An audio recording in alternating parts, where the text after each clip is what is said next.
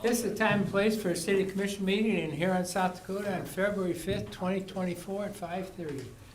Please join me for a roll call for it, please. Smith. Here. Weinreich. Here. Bragg. Here. Harvey. Here. Harrington. Here. Join me in the Pledge of Allegiance, please. I pledge allegiance to the flag of the United States of America and to the republic for which it stands, one nation, under God, indivisible, with liberty and justice for all.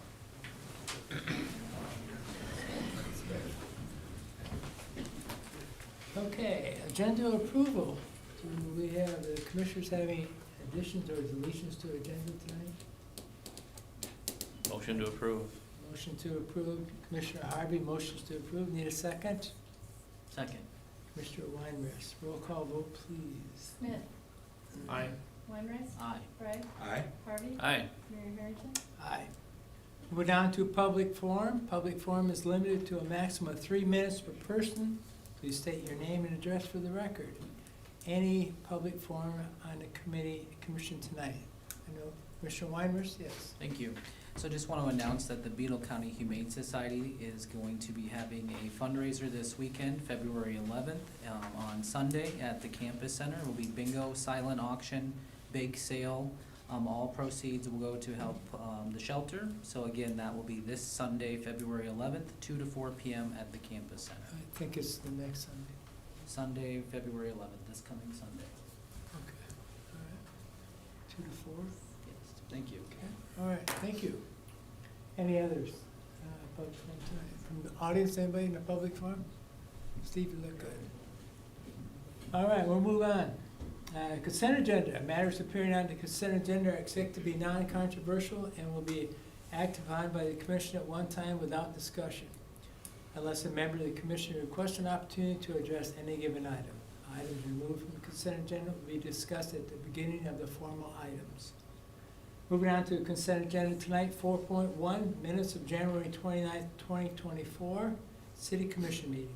4.2, fuel quotes for city departments. 4.3, raffle, Huron Elks Lodge 444 at Fire Pit Pizzeria from February 28th, 24 to December 31st, 2024. 4.4, consider property tax exemption for Huron Area Center for Independence. 4.5, personnel. Fire Captain Jeremy James has completed his 30-day probationary period effective February 1st, 2024, as required by his promotion. Number 2, Fire Lieutenant Joshua Sterrett has completed his 30-day probationary period effective February 1st, 2024, as required by his promotion. Number 3, accept a voluntary resignation of volunteer firefighters Braxton Mendel and Ethan Combs. 4, recommend hiring Rhonda Yates as a part-time year-round library clerk. And 4.6, payment of the bills. I entertain a motion on consent agenda. Move to approve consent. Commissioner Smith moves to approve. Second. Second, Commissioner Harvey. Roll call vote, please. Smith. Aye. Weinreich. Aye. Bragg. Aye. Harvey. Aye. Mayor Harrington. Aye. All right, moving on to bid quotes. Number 5, and I'm going to call in our city engineer, Brett Runge, here tonight. Welcome, Brett. All right, thank you, Mayor.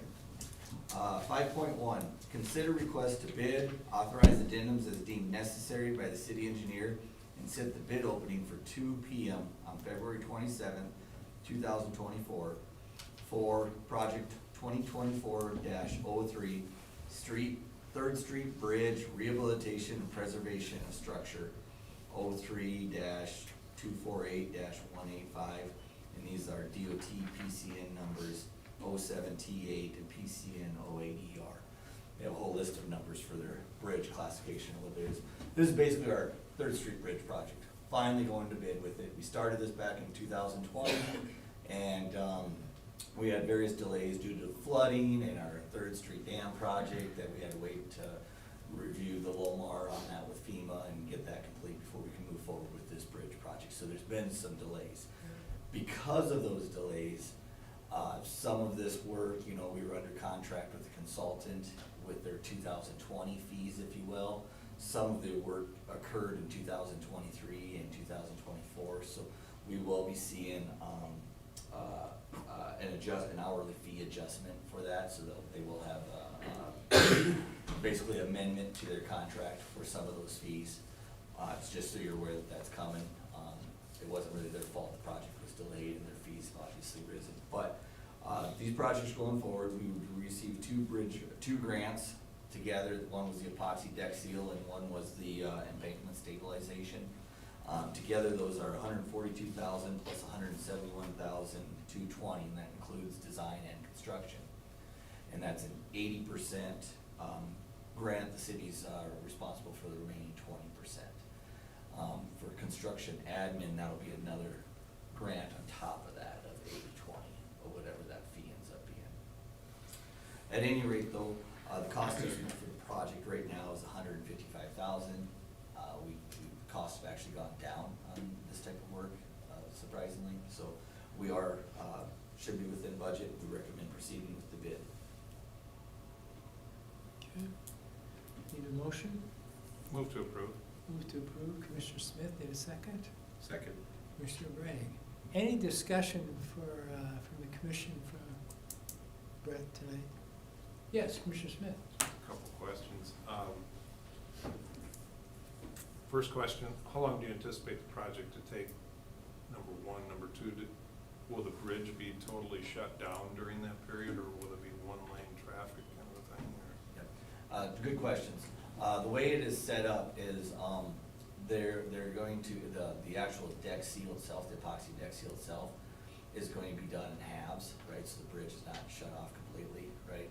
And that's going to be about a 3-week duration, though. But the intent was not to close it completely because it's such a long detour around that. So they'll blast it on one side, move across, and move across, blast the other side, and then deck seal it, and vice versa, and kind of alternate that traffic with their traffic control. The project itself will probably take a few months because the embankment stabilization, there's actually sheet pile that they're going to be putting in the ground up at the abutments, up at the edges, ends of the, will be on the east end of the bridge, and to shore that up and stuff so that there isn't continued erosion and whatnot. They will also be doing some mud jacking as you come to the bridge. You'll notice there's a little bump when you hit your bridge deck. That's because the approach slabs have settled. So they're gonna mud jack that and raise those approach slabs to where they need to be.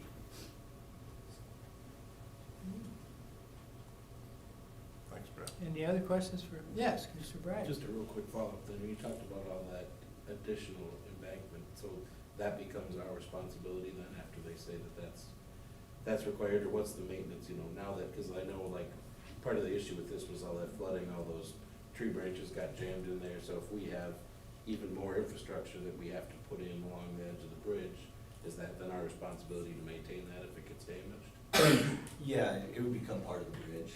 So it would be down the road if there's issues with it, we continue these bridge inspections with the DOT, and if a project is deemed necessary because of damage or something like that, we would likely receive the 80-20 grant, and we'd still be responsible for it, yes.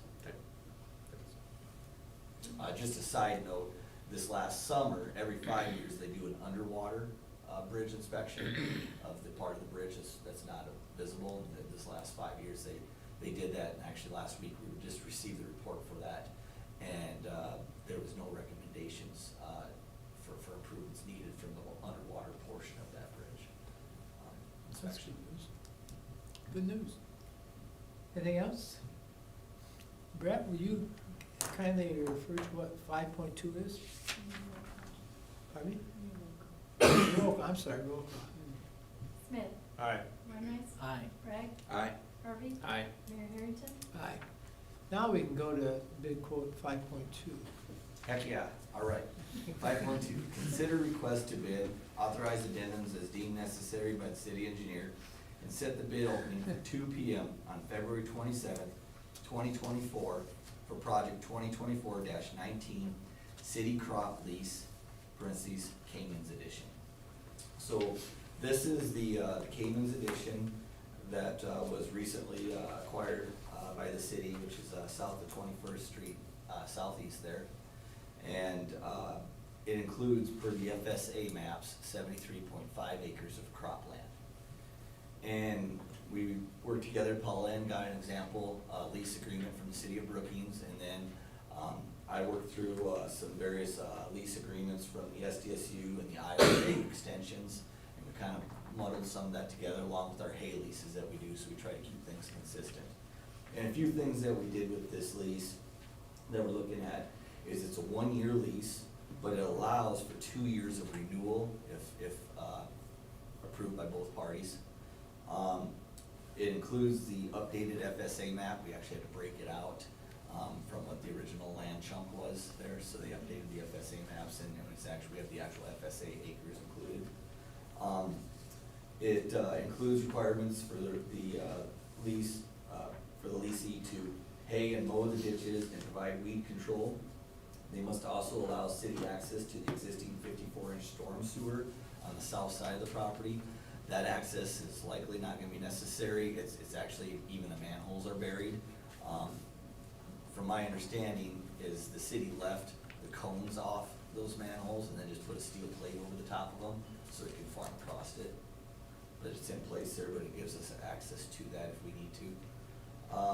And it lays out the option to remove land from the lease if it has to be sold for development. And it lays out how that crop damage or repayment will be made. So that there's no quabbling about that, it's all part of the lease. We had Tucker review the lease and go through what we laid out there with minimal questions on that. And I think everything else should work well. There was one other thing to note, which is we noted it. The FSA maps shows there's a segment about 29.28 acres that's actually classified as native sod that has been farmed for 3 years. And it needs to be farmed for 1 year before the native sod designation is removed from it. And what that changes is it basically affects like your crop insurance and stuff. You kind of get penalized by the government if you're farming native sod, where you have to pay higher crop insurance rates and different things, right? But we've made that aware to the bidders that that's on the project.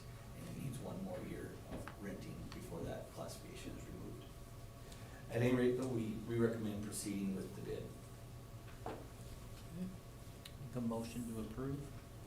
Commissioner Weinrich's motions to approve. Need a second? Second. Second. Commissioner Harvey, roll call vote, please. Smith. Aye. Weinrichs. Aye. Craig. Aye. Harvey. Aye. Mayor Harrington. Aye. Thank you, Brett. Okay, moving on to petitions and communications. 6.1, we have Steve Goen here tonight. And Rhonda I haven't seen her in a long time. Welcome, come speak to us about Huron Rising, both of you. Do you want me to join you? Of course. Thank you. On behalf of Rhonda and myself, we are representing a committee that was assigned to basically revisit Huron Rising. It was last done in 2018. We're going on our 6th year. And we initially did that as the Huron Community Foundation, just to take more of a proactive role in the foundation as the foundation has grown, and use that as kind of a roadmap on what we can fund or what we can help create. And we found out that that information was more useful than we knew as far as the city and other organizations in town. And so we feel now it's a really good time to revisit that again and to check the boxes and some of the things that we've accomplished. If you remember, and I included this in your packet, this was the information that kind of bubbled up to the top from that community listening session. The 2 most important priorities were dilapidated housing and downtown. And I think you're all comfortable or familiar with what's happened downtown and the housing rehab position. We've had a lot of success, and it's something we're really proud of, and it takes all of us. It's just not the Huron Community Foundation, it's the city and all our other partners. So with that, you can kind of look through this list and just kind of prioritize or identifies some of the things that we've accomplished or we're working on, but there's more to do. And so because of that, we have scheduled Huron Rising 2.0, and I'm gonna let Rhonda talk about that. But first of all, I wanted to give you some numbers. So not only have we made a lot of accomplishments or made huge strides in what happened with Huron Rising, but the foundation has grown as well, and we've had tremendous success. In 2024, we will have approximately $200,000 available to grant. We have 4 new funds that we've received in 2023. 1 has been announced, 3 have not. That will be an additional $18,000 available in 2025. And the Wings Foundation, which Pauline is a part of, she's a board member, they have approximately $90,000 to grant. So if you look at our partner fund and the Wings Foundation and the sub-funds and the Huron Community Foundation, that's over $300,000 that will be available in 2025. So with that, you know, we've got some funds to really dedicate towards Huron Rising and what comes out of it, so we're really excited. And with that, I'm gonna let Rhonda talk about Huron Rising 2.0. Okay, well, the original Huron Rising in 2018, I was involved as United Way, and now I'm on the board of directors of the Huron Community Foundation. So I'm really excited to be involved with the next phase of Huron Rising. And, you know, the other really exciting thing is that we are working and meeting with other community entities that have the like-minded vision that we do. And a lot of these priorities that were brought up in 2018 were not only a result of the Huron Community Foundation funding, but partnerships with the city, with the county, Greater Huron, the chamber. And on our little flyer, you can see that we have listed that, because truly, taking one of those old United Way quotes, we're a lot stronger together than we could ever be alone. And I think moving forward, we're going to see that true as well, because as you look at those priorities that were surfaced, that came to the surface in 2018, there are some that have even risen to a higher need in our community. And I'm looking forward to hearing what the community has to say and addressing some of those needs and concerns. I think you gave them an agenda. Okay, not to scare you away, the original draft looked like we were going to be there for 5 hours. Well, I go to bed much earlier than 10 o'clock, so this will not go from 5 o'clock to 10 o'clock. We are so fortunate too to have Bill Anderson come back and facilitate that. And another new Huron Community Foundation board member is Heather Burns, and she is so sharp and qualified, and she's going to work with him to bring out the best of everyone's ideas and move forward. One thing too, we really want you, if you have not already, please go on and get registered for that meeting. We have limited space. Bill wants to keep it at 100 and less for the participants for the original meeting. So we are really out there encouraging groups to get registered, get on there, make sure that we have a seat saved for you and for anyone else in the community who would like to attend. Then we also want you to take that survey. And I don't know if you've done it yet, but it's a really easy to navigate survey, and it addresses some real big needs in our community, and we want to hear what the community's priorities are with that. So, and they did a handy dandy little QR code on that. So I was with a gal today who pulled it up on her phone and was filling out the survey right there on her phone. So we're happy to answer any questions, and I know that Brian and Rich have been part of our planning, and they would be able to answer questions as well. You also have the ability to go to rising@huronsd.com and email your information. And surprisingly enough, we received a lot of emails back in 2018, a lot of good information. People put a lot of thought into it, so we would hope that that would happen again this year. So it's a huge investment in our community's future, and I would like to see whoever's listening or just try to promote that to your circle of friends. The more input we get, the more impactful we can be, and the better decisions we can all make. I think, going back to 2018, I think we're all a little bit surprised how it turned out. Yeah. You know, we didn't want what we're gonna have that night. We sat down at the table with those pens and papers and people we didn't know who we were sitting with, and all of a sudden we started getting some ideas thrown around, and it seemed to work really well. Yeah, I was really impressed with the process. And Bill did a good job at it too. Yep. You know, it's very important to have somebody that can facilitate like he did, so. Yeah, and he has a passion for Huron. Yep, Yeah. yeah. So, really glad he's coming back. Yeah, thank you. Any other questions for?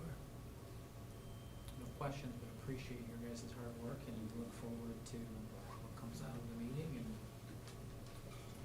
Yeah. One quick question, would it work, I mean, with the city, do you want us to put a link on our website as well? You certainly So can. like I think it'd be the survey awesome. and Yep, using that? that'd be great. The more response we get, the better job we can do allocating our grants, and you can look at all that too for your budgets.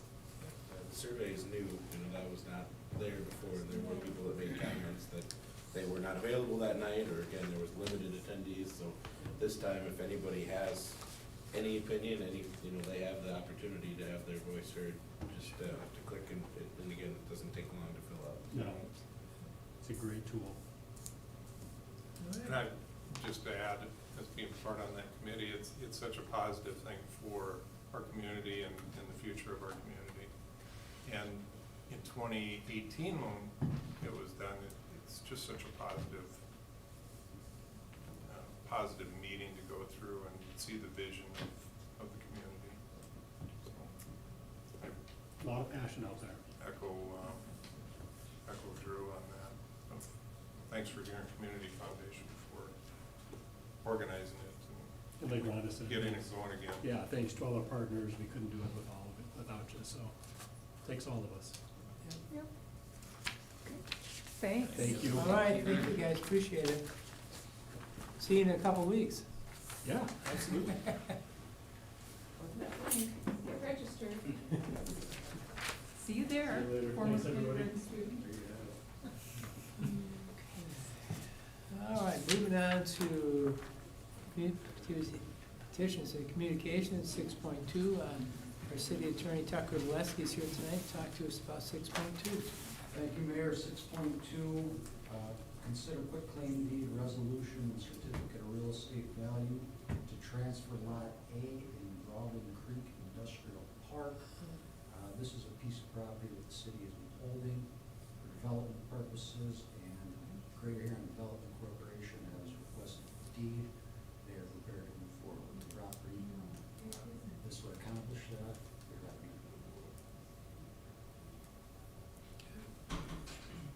Make a motion to approve 6.2. Motion to approve by Commissioner Weinrich. Need a second?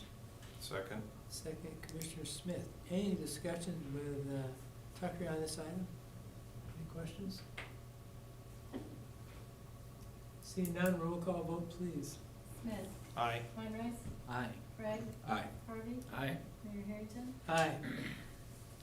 Departmental items, 8.1, we're gonna call on our fire chief to come up and talk to us about what 8.1 is. Thank you, Mayor. Commissioners, I'm just asking for approval and permission to apply for the 2024 FEMA Assistance of Firefighter Grant Program. This year, same as last year, gonna put in for a new aerial ladder truck to replace our 1989. Funding for a new truck as of January 22nd I got was $1,603,174. We have a 5% match if we're awarded that, so our city share would be $80,158.70. And then if we do get approved and we place the order, we're looking at a 730-day turnaround time from place of order to delivery. Just asking for approval to give it a shot again. Motion to approve. Motion to approve, need a second? Second. Commissioner Bragg, second. Any discussion with Ron on this item?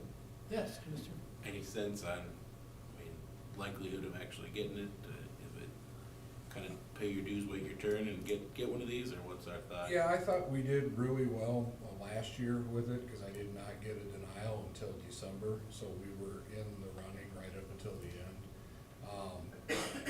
Vehicle acquisitions through the AFG are not a high priority as opposed to like structural firefighting gear, SCBA's, but they do, you know, kick out a few trucks here and there. I figured 80,000 is a lot better, you know, than 100, 1.6, give it a shot.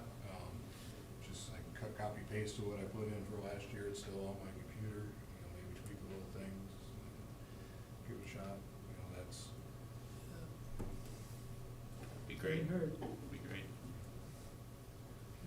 Yes, Mr. Smith. You mentioned, we'd probably have indication of receiving the grant. Do they have until year end before they award all that, or is there kind of a deadline? as to- Usually the end of October, September, October area is when the last of the grants are awarded. So, you know, it goes in, March 15th is the deadline for the grants, and then it goes to a peer review.